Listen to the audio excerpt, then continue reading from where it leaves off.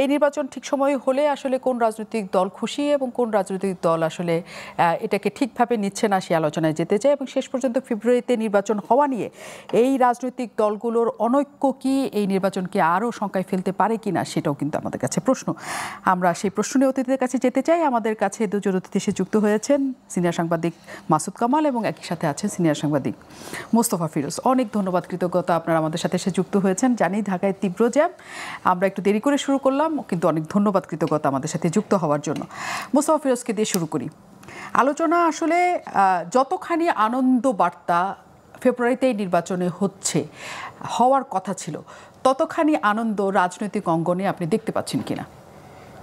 হ্যাঁ, আজকে তো দেখতে পেলাম। আজকে যে বিজয় র্যালিতে বিএনপির তো বিশাল একটা র্যালি, তাতে আমার তো মনে হলো যে একটা বেশ উৎসব মেজাজ, এবং তারেক রহমানের বক্তব্য সেটা প্রতিফলন ঘটল। তো সেই উৎসবের আবহাওয়াতে মানে যেহেতু রাজনৈতিক দলের একটা বড় প্রতিদ্বন্দ্বী আওয়ামী লীগ মাঠে নেই, সেই কারণে মানে বাকিদের ক্ষেত্রে এতটা বোঝা যাচ্ছে না, বাকিদের একটু মুখ শুকনো বোঝা যাচ্ছে যে তাদের দাবি পূরণ হয়নি। তবে শেষ পর্যন্ত আমার ধারণা যে এই নির্বাচন থেকে দূরে থাকার বাস্তবতা এখন আর নেই, কারণ জামাত যতই, এটা হলো হয়তো বার্গেনিং পয়েন্ট, মানে ক্ষমতায় আসার জন্য এক ধরনের বিএনপি ক্ষমতাসীন এরকম একটা প্রতিপন্ন করে তারা আরেকটা আবহাওয়া গড়ে তোলার চেষ্টা করবে। সুতরাং যতই গাইগুই করুক না কেন, আলটিমেটলি নির্বাচনের এটা থামানো সম্ভব হবে না। তবে আমি যেটা বলবো, এই রমজানের আগে না বলা উচিত ছিল ডিসেম্বরের মধ্যেই, সেটা আরও ভালো হতো, কারণ এত লম্বা সময় নেওয়াটা, কারণ ইতিমধ্যে আইন শৃঙ্খলা পরিস্থিতির যথেষ্ট অবনতি হয়েছে, আর সময় যত এগুলি বাড়লে মানে ইন্টারিম গভর্নমেন্টের অনেক বেশি জটিলতাও বাড়তে থাকে। সেই মানে জটিলতার অনেকগুলো ধরন আমরা দেখছি, দাবি দাওয়া বাড়তে থাকবে নানান পেশাজীবী বিভিন্ন সমাজের নানান স্তরের মধ্যে, এবং রাজনৈতিক দলগুলোও তো ক্ষমতায় আসার জন্য এক ধরনের প্রতিযোগিতা করবে, ফলে এক ধরনের বৈরিতা থাকবে। এবং এই কারণে আমি দেখলাম যে তারেক রহমানের একটা বক্তব্য যে মুখ দেখা দেখি বন্ধ হয় এমন জন্য পরিস্থিতি তৈরি না হয়, এটাও একটা বার্তা। যে এখন পর্যন্ত কোলাকুলি আমরা দেখলাম গতকালকে মানিক মিয়া অ্যাভিনিউতে, কিন্তু সেখানেও একটা অনুপস্থিত অনেক সিনিয়র নেতার, বিশেষ করে বাম গণতান্ত্রিক জোট, তাদেরকে দেখলাম না। ডক্টর কামাল হোসেন, ওনাকে দেখলাম না। মুজাহিদুল ইসলাম সেলিম, তাদের উপস্থিতিটা দরকার ছিল, কারণ সেই ক্ষেত্রে আমার খণ্ডিত মনে হয়েছে।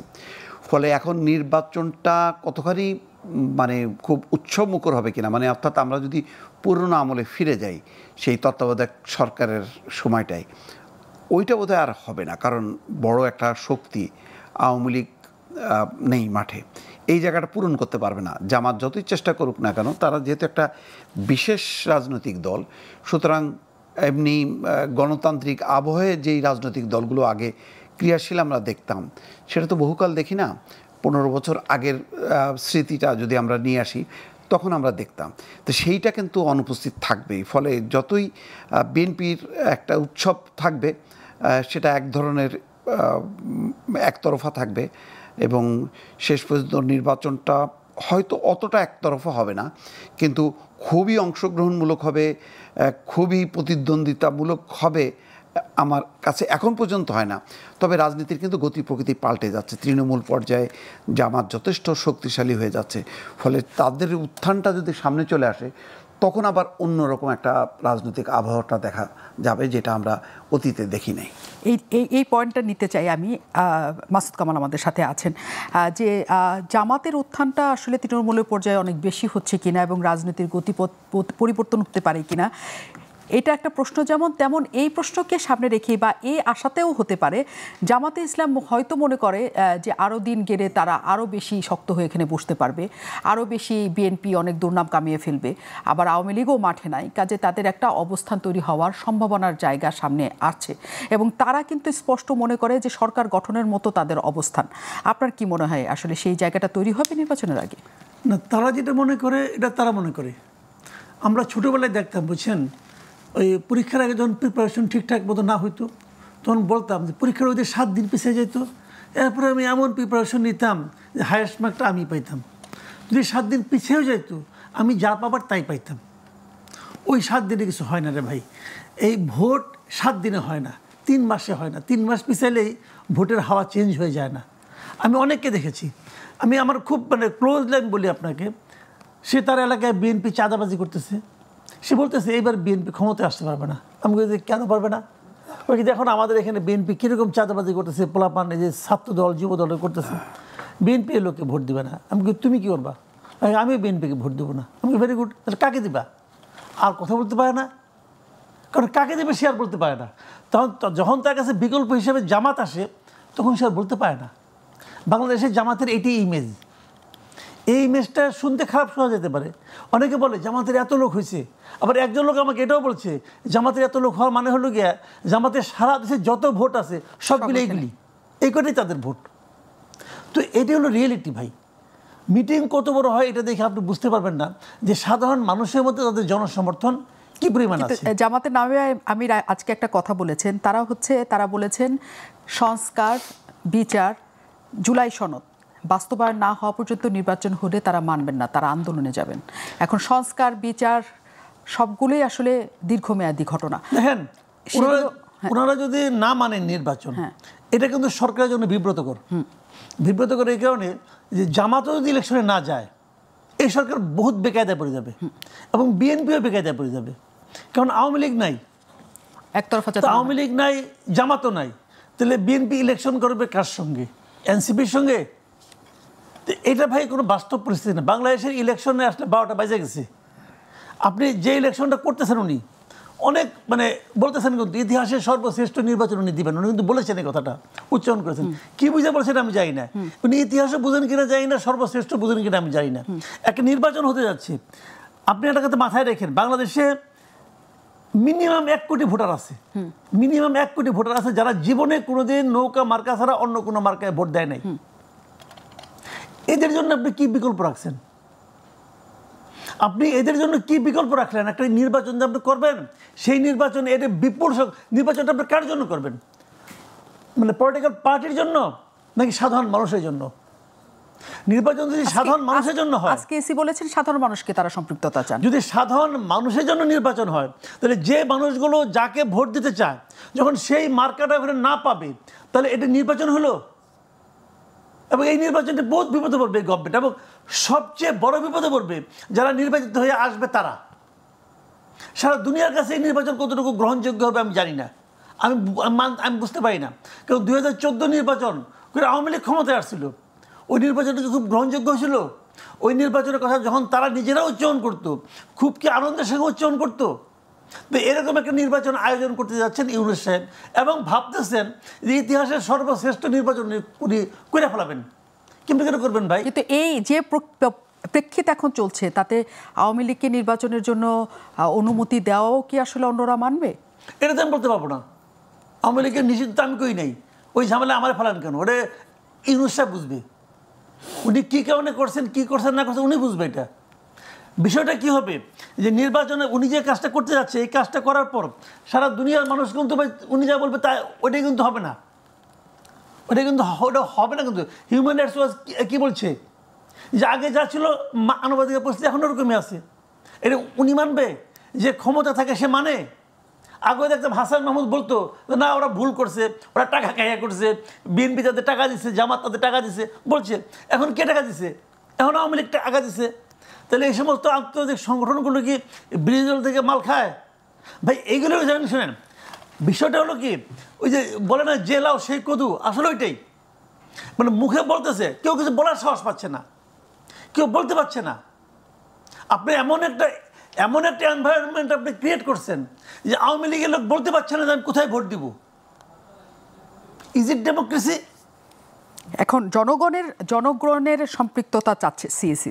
তিনি বলছেন যে সবাইকে নিয়ে তিনি নির্বাচন করতে চান, যাতে দলগুলো আর ব্যাপারে তারা যত না আগ্রহী তার চেয়ে বেশি জনগণ যাতে 16 বছর যারা ভোট দিতে পারেন নাই তারা যাতে ভোট দিতে পারেন। আপনি বলছেন তাহলে যারা নৌকায় ভোট দিতেন তারা কাকে ভোট দিবেন? সেই প্রশ্নটা তো রয়ে যাচ্ছে, কিন্তু সেই প্রশ্নের উত্তর বা সেই পার্সেন্টেজ ভোটার কোথায় আসলে যাবে সেই উত্তর আমাদের কাছে এখনো জানা নাই। যে মাসুদ কামাল যে কথাগুলি বলছিলেন যে আপনি আওয়ামী লীগের ভোটাররা কই যাবে, মানে তারা কাকে ভোট দিবে।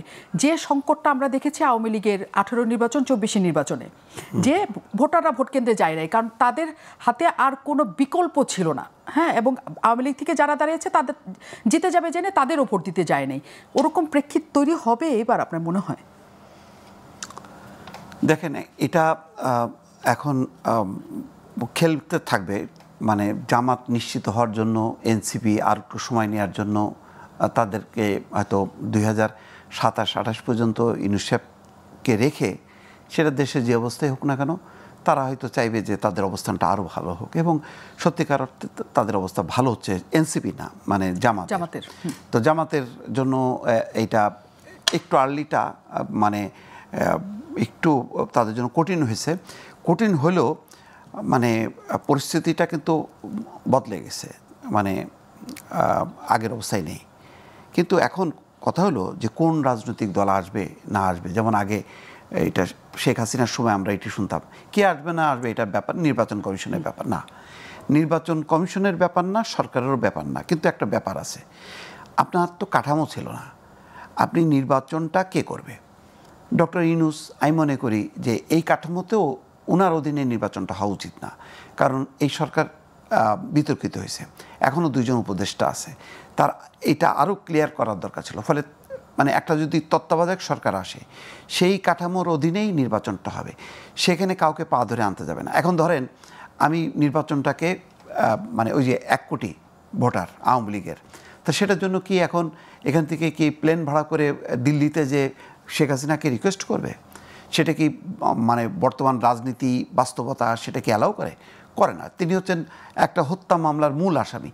তাহলে কে বিকল্প? কোনো আওয়ামী লীগ তো তাকে রিপ্রেজেন্ট করেনি যে না ঠিক আছে আব্দুল হামিদ আর সেলিনা হায়াত আইবি নেতৃত্ব করে দিলাম, আচ্ছা ওদের সাথে তোমরা কন্ট্যাক্ট করো, বা তারা কোনো উদ্যোগ নেবে, তেমনও তো দেখা যাচ্ছে না। তাহলে কি করবে? তাহলে যেটা করবে তত্ত্বাবধায়ক সরকার একটা হোক, নিউট্রাল নির্বাচন কমিশন থাকুক, ভাই আপনার ইচ্ছা হলে আপনি যান ইলেকশনে, না হলে যান, কাউরে হাতে পায়ে ধরে ওই পার্টিসিপেশনটা। কিন্তু এই সরকার যদি বলে যে যার ইচ্ছা যান, তাতে এই সরকারের ক্ষেত্রে কি অসুবিধা? না, কোনো অসুবিধা নেই, কিন্তু ওই যে সরকারটা ঠিক থাকতে হবে, একটা তত্ত্বাবধায়ক সরকার থাকতে হবে।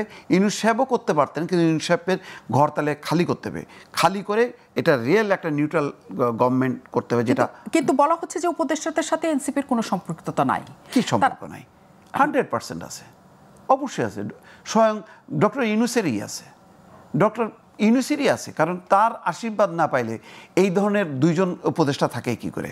সারা দেশে এই যে এনসিপির যে প্রোটোকল আমরা দেখলাম, মানে পুরো বাহিনী, নিরাপত্তা বাহিনীর সমস্ত পোর্শনগুলো দিয়ে যেভাবে মিছিল মিটিংগুলি করে, এটা তো নজিরবিহীন। এটা তো একটা সরকারি দল যেভাবে করে, শেখ হাসিনার সময় আওয়ামী লীগ যেভাবে করছে ঠিক সেইভাবেই এনসিপি করছে।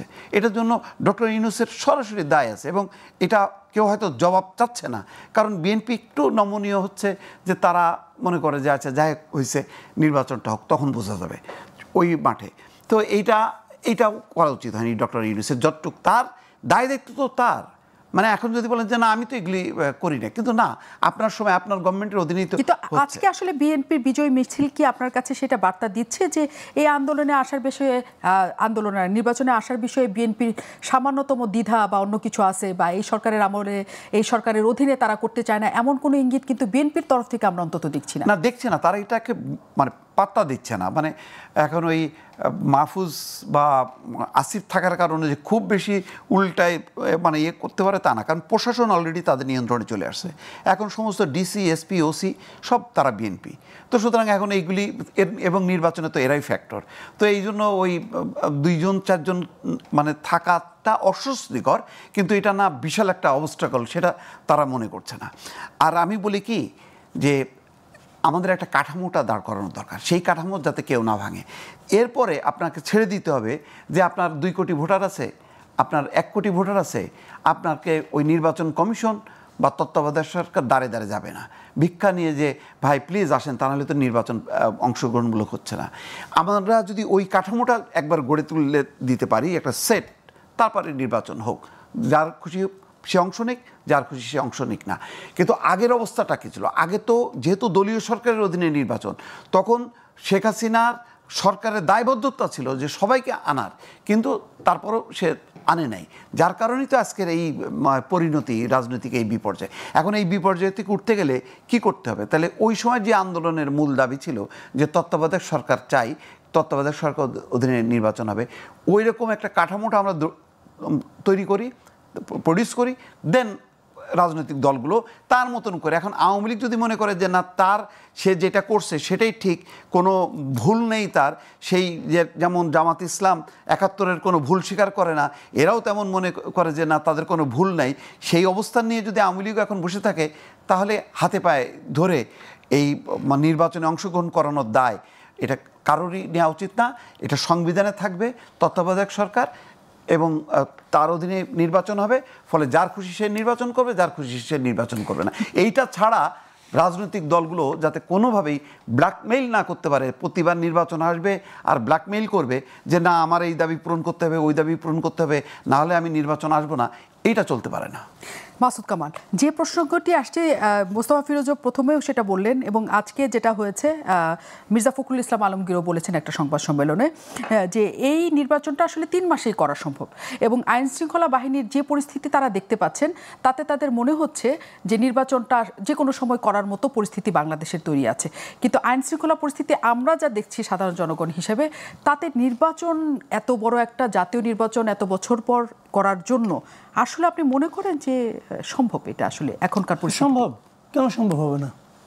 নির্বাচন তো মনে করেন এক মাস জুড়ে হবে না, তাই না? নির্বাচনের সময় যদি আমি মনে করি যে পুলিশ অপ্রতুল, আর্মি তো এখনই ম্যাজিস্ট্রেসি পাওয়ার নিয়ে মাঠে আছে না? তো আর্মিকে আপনি ডেপ্লয় করবেন, আর্মি এই কাজ করতে পারবে না। আর্মি তো দেশের না রকম আপনার না রকম দুর্ঘটনা, দুর্বিপাকে তো আসে মাঠে, আসে না? তো আমাদের জন্য এর চেয়ে বড় কি আছে, ঘটনার কি আছে? এই ঘটনা তো আসবে, মাঠে নামবে, আইন শৃঙ্খলা রক্ষা করবে। তাদের কাজ তো ভোটারকে না ভোট দেওয়ানো না, তাদের কাজ হলো ভোট প্রদানের ক্ষেত্রে যদি কেউ বাধা দেয় সেটাকে আটকাবে। কেউ দুর্নীতি করলে, কেউ সমস্যা করলে, সন্ত্রাসী করলে সেটা আটকাবে। তো আমি তো কোনো প্রবলেম দেখি না। নির্বাচন হওয়া সম্ভব, 3 মাসে হওয়া সম্ভব। আমি তো শুরুর থেকেই বলতেছি নির্বাচন হওয়া উচিত ছিল অক্টোবর থেকে, সেখান থেকে আপনি দিলেন ডিসেম্বরে, বিএনপি নিল ডিসেম্বরে, ঠিক আছে, ডিসেম্বরে মানা যায়। ফেব্রুয়ারি নির্বাচন তো ভালো হবে না, ফেব্রুয়ারির সময়টা খুব সুইটেবল টাইম না, কারণ ফেব্রুয়ারির কদিন পরেই হবে আপনার রোজা, এবং বাংলাদেশের রোজার সময় দ্রব্যমূল্য নিয়ে একটা ক্যাচাল বাজেই, সবসময় বাজে। নতুন গভর্নমেন্ট দায়িত্ব নিয়েই ওই ক্যাচালের মধ্যে পড়বে। এটাও একটা ইন্টেনশনালি হইতে পারে যে নতুন যারা গভর্নমেন্ট হবে তাদেরকে এরা বুঝাইলো তুই তো ক্ষমতায় যেতে চাস, দেখ কেমন লাগে, এটা বুঝাই দিল আর কি। এটা হইতে পারে। কিন্তু বিএনপির উচিত ছিল কোনো অবস্থাতে ডিসেম্বর থেকে একদিনের পরে না যাওয়া। বিএনপি কী কারণে গেছে জানি না, বিএনপি মনে করছে যে কোনো মতো এখানে চেয়ারে বসলে যে আনন্দ আর আনন্দ, ওই আনন্দের আশায় গেছে আর কি। যা কিছু করে সব মানে খালি ইলেকশনটা আমাদের দাও, ফেব্রুয়ারিতে দাও, ভালো হচ্ছে না এটা। কিন্তু এটা আরও আগে হওয়া হচ্ছিল। কিন্তু যে সবাই মিলে যে নির্বাচনের কথা বলছে, আগের কথা বলছেন, কিন্তু ফেব্রুয়ারিতেও আপনারা বলছেন দেরি হয়ে যাচ্ছে, কিন্তু ফেব্রুয়ারিতে হওয়ার ক্ষেত্রেও অন্য রাজনৈতিক দলগুলো, এনসিপিকে আমরা তুলনামূলকভাবে এক পাশে আমরা এখন দেখতে পাচ্ছি, তারা এখন মূল ক্রীড়নকের ভূমিকায় দেখতে পাচ্ছি না। এনসিপি যে অবস্থানে এসে দাঁড়িয়েছে, এনসিপি কিন্তু বারবার বলছিল যে তারা কোনোভাবেই এই সংস্কার ছাড়া, বিচার ছাড়া সেই নির্বাচন তারা চায় না, কিন্তু তাদের আমরা খুবই যে কঠোর একটা প্রতিক্রিয়া দেখেছি তাও না। আপনার কি মনে হয় যে এনসিপি আসলে পুরো এই ঘটনার থেকে নিজেদেরকে গুটিয়ে নিচ্ছে বা গুটিয়ে নেওয়ার অবস্থা? গুটিয়ে নিচ্ছে না, এনসিপি জানেন কি, এনসিপি স্তব্ধ হয়ে গেছে আর কি। স্তব্ধ হয়ে যাওয়া মানে তারা বোঝার চেষ্টা করতেছে যে ডক্টর ইউনূস আমাদেরকে এই রাজনীতিতে আনলো, সে কি আমাদেরকে ত্যাগ করলো, পোল্টি মারলো, সে কি পোল্টি মারলো, সে এটা কী করতেছে। আমার তাদের কাছে আশা ছিল যে যতদিন সম্ভব আপনি থাকেন। দেখেন আমি একটা কথা বলি আপনাকে, এনসিপি এবং জামাতের মনস্তত্ত্বটা বোঝার চেষ্টা করেন। এরা হয়েছে কি, এরা তো ক্ষমতা আসতে পারবে না ভাই। যে যত কথা বলো 3 মাস 6 মাস 3 বছর করেন আপনি, এরা ক্ষমতা আসতে পারবে না। বাংলাদেশের মানুষ এখন এদেরকে ভোট দেওয়ার মতো অবস্থা আসে নাই, মানে ক্ষমতা পাঠানোর মতো অবস্থা আসে নাই। তাহলে এরা কি করবে? এরা এখন যে অবস্থা আছে, এখন কিন্তু এরা ক্ষমতার স্বাদ ভালোভাবেই নিচ্ছে। হ্যাঁ, অনেক জায়গায় নিচ্ছে, আমার তো নিচ্ছে, এনসিপিও নিচ্ছে। তা না হলে কালকে টিএসসিতে ওই যুদ্ধাপরাধীদের ছবি টাঙানোর সাহস তারা করতো না। ওই কারণে ক্ষমতার স্বাদ দিচ্ছে। এখন যেই ক্ষমতায় আসুক, যদি বিএনপি ক্ষমতায় আসে, এই স্বাদ নিতে পারবে না। তো যত জায়গায় যত কিছু আছে থাকবে। জামাতের লোক কয় জায়গায় মানে ইউনিভার্সিটি ভিসি আছে, বিসি থাকবে? ঢাকা ইউনিভার্সিটি বিসি থাকবে নাকি? থাকবে না তো, দেখেন আপনি, থাকবে না। এই ঢাকা ইউনিভার্সিটি বিসি মার্চে পাবেন না খুঁজার, এটা রিয়েলিটি। এদের ধরে ধরে আনছে, এই এখানে আনছে, এখানে বাসাচ্ছে, এখানে বাসাচ্ছে, এখানে বাসাচ্ছে, এগুলো একটাও থাকবে না। এনসিপি যেমন এখন দাপটের সঙ্গে সাংবাদিকরা সচিবালয়ে ঢুকতে পারে না, কিন্তু এনসিপি লোকজন ঢুকতে পারে, বৈষম্যবিরোধী লোকজন ঢুকতে পারে। এরা ঢুকে ওখানে কী করে যাতে এটা কেউ প্রকাশ না করে, এই জন্য অ্যাক্রেডিটেশন কার্ড বাতিল হয়ে গেছে, যে ওটা কেউ যাতে না দেখে। বা এগুলো আমরা বুঝি না নাকি? সবই তো উন্নয়নের জন্য, তো এগুলো যখন থাকবে না তো, যেখানে যায় তারা যেরকম প্রোটেকশন পায় গভর্নমেন্টের কাছ থেকে, নতুন গভর্নমেন্ট আসলে পাবে প্রোটেকশন। সেই ক্ষমতার সাথে শুধু জামাত পাচ্ছে নাকি এনসিপি আসলে? জামাতও পাচ্ছে, এনসিপি পাচ্ছে। স্বাদ এখন জামাত পাচ্ছে, এনসিপি পাচ্ছে, বিএনপিও পাচ্ছে, 3 দলই পাচ্ছে। আবার মাঠ পর্যায়ে চাঁদাবাজি বিএনপি করতেছে, মিনিমাম 90% চাঁদাবাজি বিএনপি করে মাঠ পর্যায়ে করতেছে, কিন্তু প্রশাসনে জামাত এগিয়ে আছে। প্রশাসনে কিন্তু জামাত বিএনপি সমান সমান, আর এনসিপি হলো উপরে থেকে বাড়তেছে, মানে এই তদবির করেন, ওই তদবির করেন, আর বিভিন্ন পোস্ট দখল করে আছে জামাত বিএনপি। ঠিক আছে, যখনই বিএনপি ক্ষমতা আসবে, জামাতের কেউ থাকবে নাকি? এনসিপির কেউ তখন যে সচিবালয়ে যে ধমক দিতে পারবে না তো। এই যে মজাটা এখন পাচ্ছে, এই মজা তো পাবে না। এখন এর মধ্যে মনে করেন আপনার জামাতের একটা খুঁটি আছে, যে আমার একটা দল আছে, তার একটা আছে। এনসিপির কি আছে? এনসিপি ডক্টর ইউনূস আছে। এখন ইউনূস ফেব্রুয়ারিতে ইলেকশন হবে, ওর তো রীতিমতো অধিক সঙ্গে পাথর হয়ে গেছে। এটা কি হলো? কিন্তু সেই পাথর হওয়ার সময়টাতে আমরা খুবই অদ্ভুত একটা ঘটনার মধ্যে দিয়ে গতকাল আমরা সবাই ছিলাম। সেটা হচ্ছে 5 শীর্ষ নেতা তাদের যেদিন জুলাই ঘোষণাপত্র এবং যেদিন আসলে বর্ষপূর্তি, যার জন্য তারা সম্মুখ সারির যোদ্ধা ছিলেন, তারা কক্সবাজার বেড়াতে চলে গিয়েছেন তাদের তথ্য মতে। এনসিপির এই অবস্থান, এবং মোস্তফা ফিরোজ যেটা বলছেন যে এনসিপি তো আসলে সরকার যেহেতু এনসিপিকে এক ধরনের প্রশ্রয় দিচ্ছে, কাজেই এই সরকার তার নিরপেক্ষতা হারাচ্ছে। কিন্তু গতকালে তাদের এই ঘটনা, জুলাই ঘোষণা অনুষ্ঠানে না যাওয়া, এই সমস্ত কিছুতে তাদের যে নিশ্চুপ একটা প্রতিক্রিয়া, তাকে কি আসলে বোঝা যায় যে আসলে সরকারের প্রশ্রয় তারা পাচ্ছে? এটা অনেকটা চাইল্ডিশ আমার কাছে মনে হচ্ছে। তারা মনে করছে ঠিক আছে, আমাদের নেতাদের একটা অংশ তো আছে মূল জায়গায়, আমরা একটু এই ফাঁকে দিয়ে ঘুরে আসি। এবং তাদের 1 মাস ব্যাপী এই পদযাত্রাটা, এটা আসলে খুবই ছিল। সেই অর্থে তাসনিম যারা তো তার হাজব্যান্ড সাথে ছিল, বাকি ওরা ছিল, না গেলে পারতো। ওদের এই ম্যাচুরিটিটা এখানেই হলো যে একটা ম্যাচিউর দল আর ইম্যাচিউর দলের মধ্যে পার্থক্য। তারা সেই ম্যাচুরিটিটা মানে দেখাতে ফেল করছে। এটা একটা সাংগঠনিক শৃঙ্খলা। এবং এনসিপি কিন্তু আজকে তারা শোকজ করে বলছে 24 ঘন্টার মধ্যে সবাইকে এসে কারণ ব্যাখ্যা করতে হবে যে কেন তারা এই কাজটা করলো। আর হতাশাটা তো আছে, তাদের তো প্রত্যাশার অনেকগুলো যে এইগুলি করতে হবে, কারণ তারা মনে করে একটা তারা বিপ্লব করছে, রেভলিউশন করছে, সুতরাং সব কিছু পাল্টে দিতে হবে, নতুন করে তৈরি করতে হবে। এই জন্য তারা নতুন সংবিধান চায়, সেকেন্ড রিপাবলিক চায়। কিন্তু আসলে যাদের কাছে চায় তারা তো আসলে মানে তারা তো আর অভ্যুত্থান করেনি, তারা তো বিপ্লব করেনি। তারা সুশীল সমাজ, যার অবস্থায় ওই যে নিজ নিজের পেশায় আমরা সন্তুষ্ট, এরকম টাইপের মানুষজন এসে তো করছে। তো ফলে ওদের সাথে ওই এটার মানে সিঙ্ক ঠিক মতন হয়নি। তবে ডক্টর মোহাম্মদ ইউনূসের একটা আশীর্বাদ, একটা ভালোবাসা, স্নেহ তাদের প্রতি আছে। এবং তরুণরা সামহাও মানে প্রথম কথা হলো যে তাদের এই উচিতই হয়নি, কারণ এটা তো তারা জানে যে তাদের সাংগঠনিক কাঠামোয় এই অভ্যুত্থান হয়নি। এই অভ্যুত্থানের একটা জোয়ারে হয়ে গেছে, সামনে তারা সাহসটা দেখাইছে। কিন্তু অভ্যুত্থানের পরে মানে 5ই আগস্টের পরে সবাই যার ঘরে চলে গেছে। ঘর চলে যাওয়ার পরে তাদের ঘরে তো আর কেউ নেই। ফলে অল্প যারা ছিল তাদেরকে নিয়ে করছে। তাদের মধ্যে আবার একটা অংশ এটাকে ব্যবহার করে সমন্বয়ক পরিচয়ে সারা দেশে যেভাবে বিএনপির কিছু বদনাম হয়েছে, তাদের বদনাম অল্প করেও ব্যাপকভাবে তারা বদনামের ভাগ হয়েছে, তার একটা শিকার তো তারা হয়েছে। সব মিলায় এনসিপি একটা নড়বড়ে অবস্থানের মধ্যে পড়ে গেছে। কিন্তু আমার মনে হচ্ছে যে এনসিপির সাথে বিরোধটা সরকারের মানে বিএনপির হবে না, মূলটা হবে হচ্ছে জামাতের সাথে। এবং এনসিপি আমার ধারণা যে তাদের স্ট্রাকচার অনুযায়ী তারা আসলে জামাতের সঙ্গে অবস্থান করবে না, তারা হয়তো বিএনপির দিকেই চলে আসবে। তাদের রাজনীতির যেই মানে ধারা বা তাদের আন্তর্জাতিক যেই রাজনীতির লিবারেল ডেমোক্রেসি প্র্যাকটিস করবে, তো তারা সেটাই তো কমিটমেন্ট, সেটা মিলবে বিএনপির সঙ্গে। তো ফলে জামাতের সাথে একটা তাদের ক্ল্যাশ তৈরি হবে, মানে ক্লাস তৈরি হবে বিএনপি সহ আদার্স, এবং মুক্তিযুদ্ধ স্বাধীনতা এগুলি নিয়ে তো অলরেডি ডিফারেন্সটা একদম। কিন্তু মাসুদ কামাল, মুস্তাফা ফিরোজের এই উত্তরটা আপনাকে জানতে চাই। কিন্তু সবসময় এনসিপিকে বলা হতো জামাত ঘেঁষা দল, কারণ এনসিপির যখন কোনো আন্দোলনে কেউ আসতো না তখন বলা হতো জামাত এবং ছাত্র শিবির থেকে তাদের ওখানে লোক পাঠানো হয়েছে, এবং সেটার প্রমাণও পাওয়া গেছে, এবং বলা হয়েছে যে তাদের মধ্যে একটা সখ্যতার জায়গা আছে। আসলে এনসিপির সখ্যতা কাদের সাথে? আসলে তারা কি এরকম কোনো জোট বাঁধতে পারবে কোনো দলের সাথে? আমি কিন্তু মনে করি না যে তারা জামাত ঘেঁষা দল। জামাত বিভিন্ন জায়গায় তাদের লোকবল, মানে শিবিরের লোকবল এনসিপি মিটিংয়ে গেছে, এটা আমি সন্দেহ করি, এবং এটা করার কারণও আছে। ওটা ছিল জামাতের রাজনীতি, পার্ট অফ দেয়ার পলিটিক্স। এনসিপিকে বড় করে দেখানোর জন্য না, তাদের পলিটিক্যালি এটা তারা একটা স্ট্র্যাটেজি তারা নিয়েছিল যে ওদেরকে বড় করে দেখাবো আমরা এখন। আবার যখন প্রয়োজন হয় নাই তখন আবার যায় নাই, যেমন শহীদ মিনারে যায় নাই তারা।